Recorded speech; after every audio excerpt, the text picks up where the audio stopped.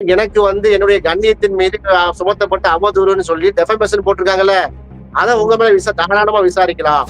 அது கோர்ட் விசாரிக்கிட்டா தடையெல்லாம் செய்ய முடியாதுன்னு சொல்லி இன்றைக்கு கோர்ட் தெளிவான தீர்ப்பு கொடுத்திருக்குது. இது ஈடிக்கு மிகப்பெரிய இடி.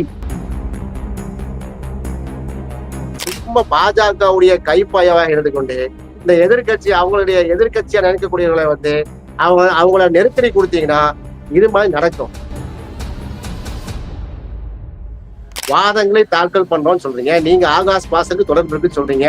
1000 கோடி ஊழல்ல டாஸ்மாக் ஊழல் பண்ணிட்டாரு. அந்த பணத்தை எடுத்தா இவங்க என்ன செஞ்சிருக்காங்க, மூவி தயாரிக்கீங்க குற்றச்சாட்டு. நீங்க 15 இடத்துல நீங்க ரைட் நடத்திருக்கீங்க. உங்க வாதங்களை இங்க வைங்கள.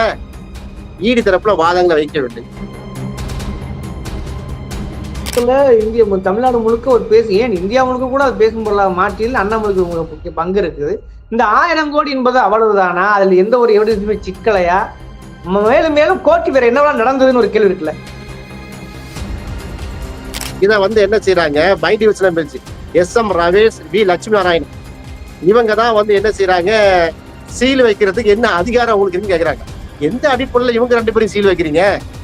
அவரு என்ன அமைச்சரவையில் இருக்காங்க,